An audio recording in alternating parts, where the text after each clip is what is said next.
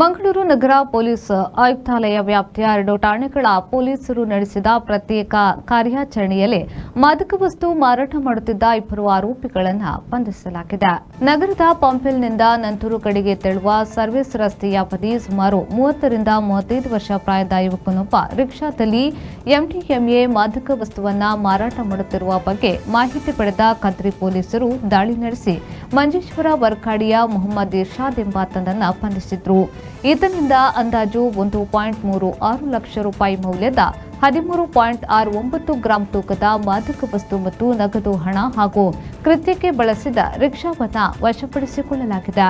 ವಶಪಡಿಸಿಕೊಂಡ ಸ್ವತ್ತುಗಳ ಒಟ್ಟು ಮೌಲ್ಯ 2,94,500 ರೂಪಾಯಿ ಎಂದು ಅಂದಾಜಿಸಲಾಗಿದೆ. ಸುರತ್ಕಲ್ ಠಾಣಾ ವ್ಯಾಪ್ತಿಯ ಕಾಲೇಜು ವಿದ್ಯಾರ್ಥಿಗಳಿಗೆ ಗಾಂಜಾ ಸರಬರಾಜು ಮಾಡುತ್ತಿದ್ದ ಆರೋಪಿ ಕದ್ರಿ ಗ್ರಾಮದ ಪದವು ಮೈದಾನದ ಬಳಿಯ ಆಯುರ್ವೇದ ಕ್ಲಿನಿಕ್ನಲ್ಲಿ ಥೆರಪಿಸ್ಟ್ ಆಗಿ ಕೆಲಸ ಮಾಡುತ್ತಿದ್ದ ಕೇರಳದ ಕಣ್ಣೂರಿನ ಚಿರುಪುಜಾ ಗ್ರಾಮದ ನಿತಿನ್ ಕೃಷ್ಣನ್ ಎಂಬಾತನನ್ನ ಬಂಧಿಸಿದ್ದಾರೆ. ಈತನಿಂದ ಸುಮಾರು 60,000 ರೂಪಾಯಿ ಮೌಲ್ಯದ 1.206 ಕೆಜಿ ಗಾಂಜಾ, ಬೈಕ್ ಹಾಗೂ ಮೊಬೈಲ್ ಫೋನ್ ವಶಪಡಿಸಿಕೊಳ್ಳಲಾಗಿದೆ.